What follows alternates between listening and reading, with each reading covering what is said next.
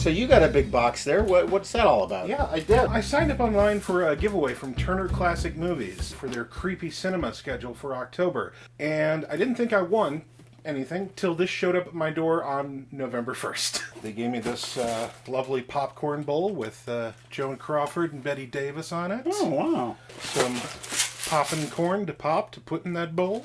It's a swag box. It is a total swag box. Rosemary, honey, sea salt seasoning to go on that popcorn. A little glass with the rats from Willard. Oh, yeah. Got this delightful candle. It smells nice. Smells like poison. How do you know what poison smells like? Well, you know for a moment, and then you're dead. A nice little creepy jar of matches to light the candle. They thought of everything, even if I don't have a lighter. And then a tray to put it on, which I was delighted to see a man in an apartment. Oh, neat. Looking at some other people in apartments. Mrs. Torso. Yeah, Miss Torso. Yeah. She's unmarried, you know, but there's still time. She's only 23. I don't sign up for stuff because I never win anything. And then I signed up for this, and I won it. There you go. Good on me. Oh.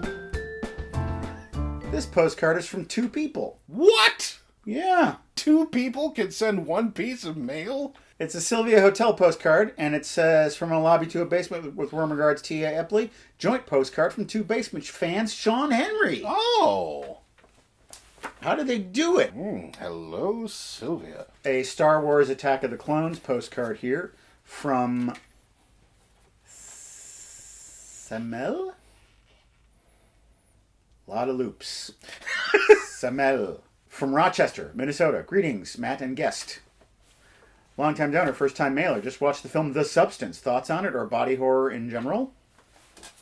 I've heard a lot about The Substance. I want to see it, and I kind of don't want to see it. I've managed to avoid most of the spoilers of it, but I really want to. And continuing with the horror vibe, Jessica asks, seen it, Longlegs. Genuinely one of the creepiest movies I have ever watched.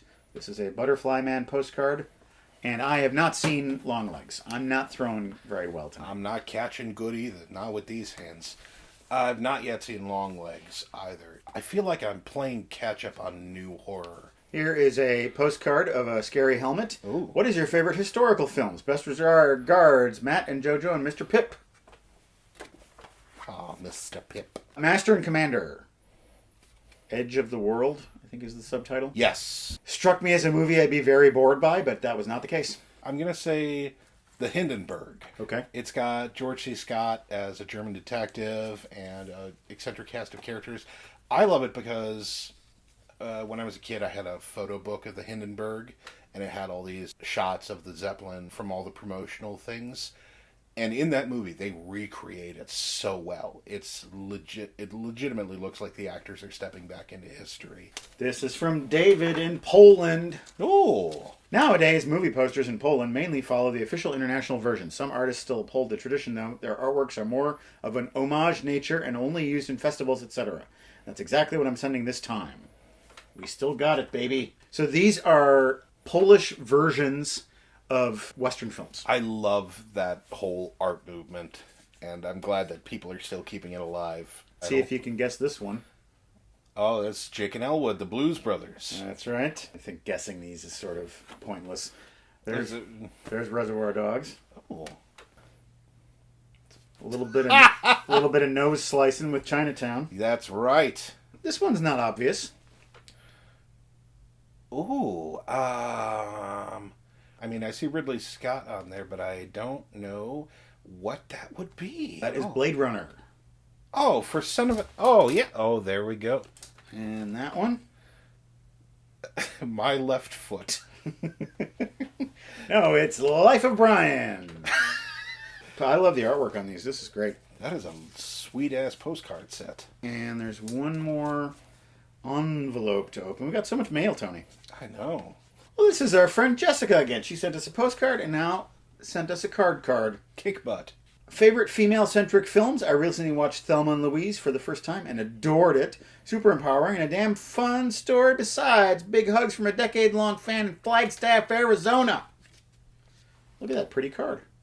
Isn't that nice? Beautiful. Isn't that nice? It is It's nice. It You is like? Exquisite You floral. like? You buy? Floral pattern. I buy. Oh, you buy. How much? 15. Oh no. It's free, I think. Yes. Okay. Female-centric movies. Oh, the cynic in me wants to say Faster Pussycat Kill Kill. I did love Ocean's 8 a lot. Okay. A very strong female cast and just solid all the way through. So much so that when like a dude showed up, especially when James Corden showed up, I was like, get out of here. This isn't your movie. Pistol Opera is a female-centric story. Very much so, yeah. Go to our website, welcometothebasementshow.com. You can see Pistol Opera, that movie we were just talking about, and all of the other episodes we've made throughout the years. And there are PayPal donation buttons where you can make a one-time or a rolling monthly donation to support this show. You donate a little bit every month. That's exactly what these people have done. Vincent, Amy, Jenny, Joel, Mark, Robert, Kendall, John, Andrew, Jay, Kevin, Linnea, Daniel, Corey, Chris, Vance, David, Vincent, Jeremy, Ryan, and Patrick. We'll have some more of those rolling donors later in the show, but right now, some Tony-specific viewer questions. Ah, crap. Amy Hakari, you're given carte blanche to make a sequel to any Rankin Bass Christmas special. What do you make? I'm really sorry that Amy put Christmas in there because my default answer would have been Mad Monster Party. Well, because make that your answer. It's fine. It is my answer because Mad Monster Party has such great monster designs. The world of monsters hasn't been explored in the Rankin Bass universe like Christmas has. I'll tell you what I would do though if you gave me carte blanche and it had to be Christmas. I'd put on a stage musical and Act 1 would be Santa Claus is Coming to Town. The Santa Claus origin story with the Winter Warlock and Burgermeister Meisterburger. And then we'd have a nice little intermission. And Act 2 would be Rudolph the Red-Nosed Reindeer. Mm-hmm. Christmas would all come together and everybody would be so happy. I wouldn't do a sequel. I would make a musical. More songs, more dancing, and something for Daddy. Jessica Minster, third time's a charm. What was the first movie you saw that really blew your mind and expanded your horizons of what cinema was? In Green Bay, we had a horror host. I don't know if you caught him, Ned the Dead. Oh, with yeah. his Demented Drive-In. Yeah. One night they showed Night of the Living Dead, and there wasn't anything cheesy about this movie.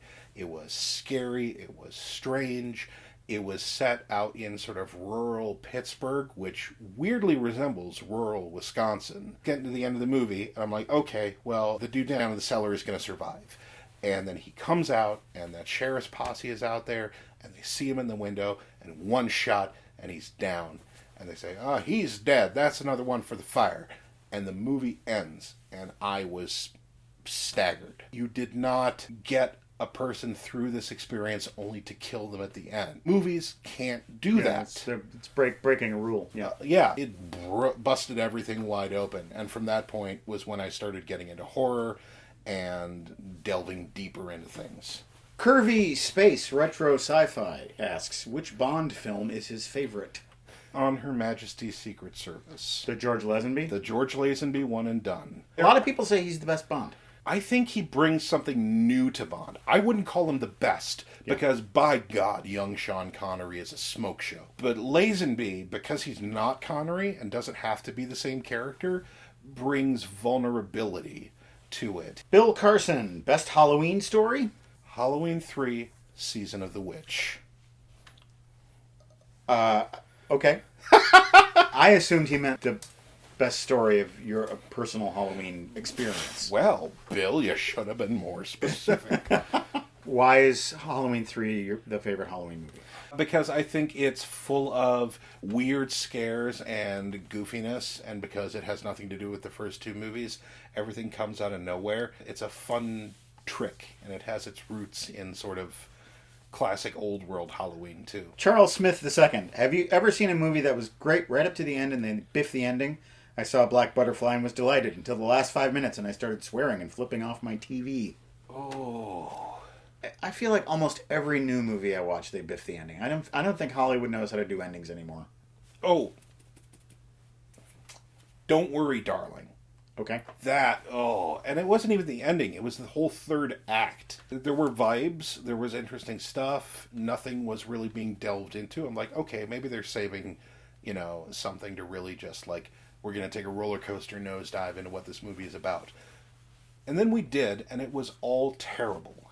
And internally inconsistent. I completely flipped around on the movie. Nick McCabe, what projects are you working on? Right now I'm working on actually getting my movie collection back into a semblance of order, because I moved back in August. There's also a podcast idea that one of the folks actually approached me with and is bouncing around. So that may come to fruition in 2025. Oftentimes in my P.O. box I get records, and sometimes they're little ones. Where did that little guy go? He's so tiny, I can't even find him. This is from T.A. Epley. It is the classic Elvis Presley single, Suspicious Minds. Oh. Which is a great song. I've heard it 100 times. But you know what I've never heard? The flip side. You'll Think of Me. It's a song where Elvis takes a bit of inspiration from the Beatles. Because there's a guitar in this song that sounds a lot like a sitar.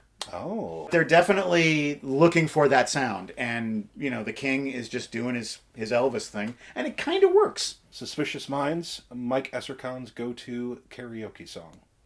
Okay, I can see that. Oh, I've heard it many times. This package is from Paul in Faribault, Minnesota. We got some DVDs in here. Nice! There's a letter. My mama always said, read the card before you open the gift. I have been making space in my DVD collection. Wanted to give you some films you might not have seen.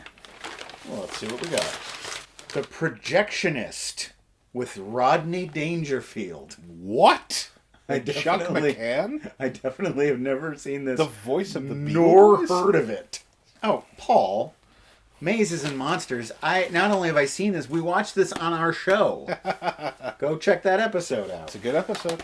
And lastly, it's the reincarnation of Peter Proud. Oh, I think I may have heard of this movie. It sounds familiar. Huh. Take a look. I have heard of this.